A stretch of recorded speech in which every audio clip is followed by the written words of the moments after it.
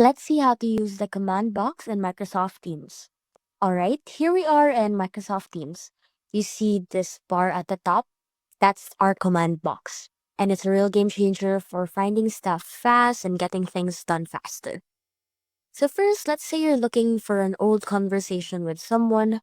Just type their name here and then hit enter. You'll see all of your chats with that person pop up. Super handy if you're trying to find that one important message buried in your history. Want to find a specific file instead? Just type a keyword, for example, like report, and Teams will show you files with that one word and the name or content. Now for the power moves, the slash commands. Type a slash symbol and check out this list of commands.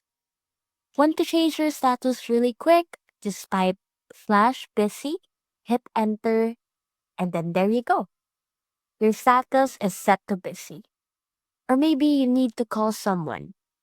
Just type slash call, type in their name, hit enter, and it starts a call right away.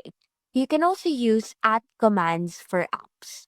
For example, type @files and it'll help you quickly access recent files. Or type @weather if you want a quick forecast without leaving Teams. Need to hop back to a particular conversation or channel, just type its name in the command box and select it from the dropdown. No need to scroll endlessly through all of your chats or your teams. And that's how to use the command box in Microsoft Teams. See you soon.